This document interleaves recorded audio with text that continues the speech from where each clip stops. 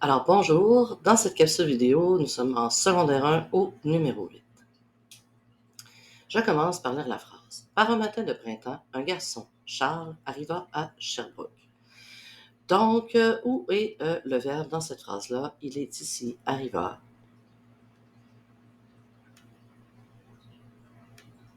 Et donc, il n'y en a qu'un. Et c'est qui arriva? C'est un garçon, Charles.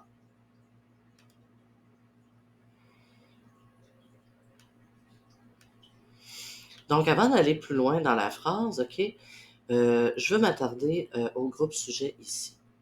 Je t'ai dit, hein, depuis qu'on a commencé secondaire 1, qu'il existait 4 façons. Je vais les résumer ici. 4 façons de caractériser complément du nom, les GN. Donc, on a les groupes adjectivaux que tu connais depuis longtemps. On a les phrases subordonnées relatives que tu viens d'apprendre en secondaire 1. On a les G-Prep qu'on a vu aussi depuis qu'on a commencé les exercices. Et on a aussi des GN. Et souvent, les GN, ben, un GN qui caractérise un GN, souvent, on va en voir d'autres, mais souvent, ce sont des noms propres. C'est la façon finalement de nommer le GN sujet, troisième personne singulier. Je vais détacher ici. Et donc, Charles, ici, est le complément du nom garçon.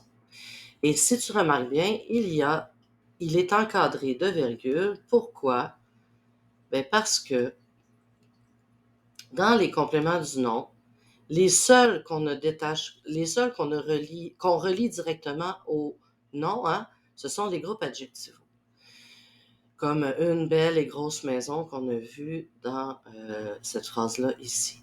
Sinon, hein, quand on prend les autres compléments, eh bien, les phrases subordonnées sont liées par des conjonctions de subordination, ici par des prépositions. Puis ici, on ne peut pas lier directement un nom à un autre nom, donc on le détache souvent par virgule. Juste une petite capsule concernant les groupes adjectivaux. Pour quelle raison, eux, ils sont liés directement? Ça nous vient du latin ancien. Tu retrouveras la capsule explicative là, à ce sujet-là. C'est qu'avant, ils étaient liés ensemble dans leur conception de, puis nous les avons détachés. Mais en les détachant, il est arrivé quelque chose de magnifique. C'est que, tout dépendamment de la place où il se trouve, eh bien, il va caractériser autrement. Je te donne juste un exemple. Une pauvre femme versus une femme pauvre. Eh bien, ici, elle n'a pas d'argent, mais ici, c'est plus qu'elle fait pitié. Fait que ça, cette façon-là de faire, tandis qu'il y en a d'autres que peu importe, on va le mettre, ça ne change rien, comme par exemple, si j'avais dit joli, ben, que je le mette ici ou là, ça va revenir au même. Donc ça veut dire que dans le latin ancien, ce type de complément-là était soudé au nom. Tandis que l'autre, c'était un autre type de caractéristique. Mais toute explication se trouve à la fin. OK? Donc ici, si je reviens, c'est ma quatrième façon. C'est par un GN et souvent, c'est un nom propre. Donc ici, il est masculin, singulier. Et il va être complément du nom. Comme ça ici. Là, peut-être, oui. Donc, il va compléter le nom garçon. Pas n'importe quel garçon, c'est celui qui s'appelle Charles. D'ailleurs, on aurait pu en faire une phrase subordonnée relative. Par un matin de printemps, un garçon qui s'appelait Charles arriva à Sherbrooke. Maintenant, oui, le prédicat, bon, évidemment, il est ici. Le complément est là. Et c'est comme Jean va à Paris ou à Québec, aller quelque part. Donc, verbe ici, indicatif, passé simple, du premier groupe.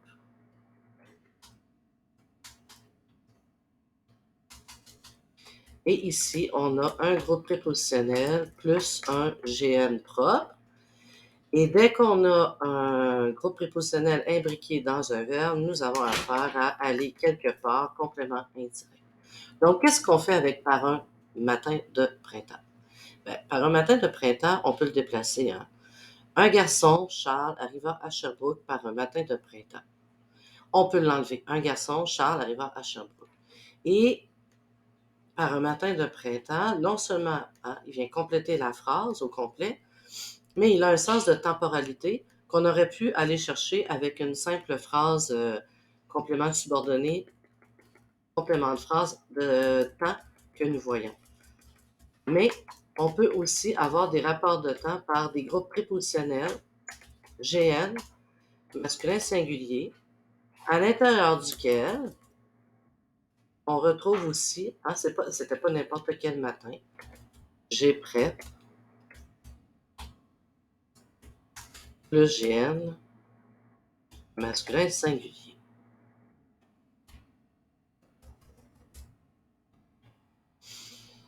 Et donc, ici, on aura un complément du nom matin. Et par un matin d'un printemps, ben, par un matin d'un printemps, c'est un complément de phrase à valeur temporelle. Pas besoin de l'écrire. Je l'ai décomposé. J'avais dit que je ne les décomposerais pas, mais c'est les phrases subordonnées que je ne veux pas décomposer. Je veux décomposer les autres pour te montrer, ben, premièrement, modéliser la méthode d'analyse, mais deuxièmement, pour te montrer qu'il existe d'autres façons de construire des compléments de phrases, pas juste des phrases subordonnées circonstancielles de, comme on appelait avant. Il y a des GPrep qui peuvent le faire et il y a d'autres types de compléments que je te montrerai au fil des exercices. Alors voilà, c'est ce qui conclut l'exercice numéro 8.